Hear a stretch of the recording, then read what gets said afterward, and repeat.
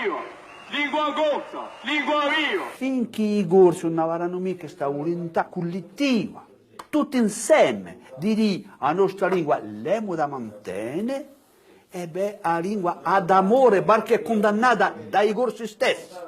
Non è mica condannata dall'altro, è condannata da elli, perché sta volontà non l'hanno mica. Non si tratta mica di dire quando vaga o scagno, se non mando 2 franchigie a 20 franchi, non mi mica da rispondere, ma si tratta di tra di noi.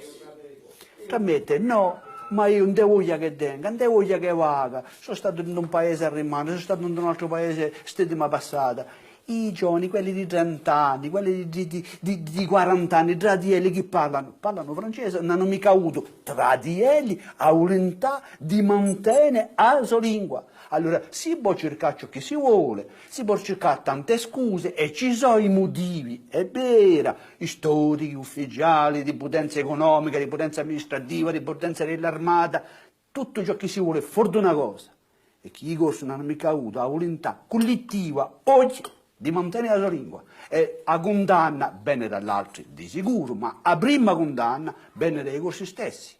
Non c'è mica chi si ha questa questione, perché se la si ha questa questione si cerca sempre a dare la colpa all'altro e mai i corsi non si dicono ma forse che io sono colpevole di qualcosa. Mai, questo non gli viene mai con dell'idea, pare sempre che li siano tutto viene dall'altro e mai da elli, e per la miseria ci sono anche lì per qualcosa se la sparisce la sua lingua, per la Madonna.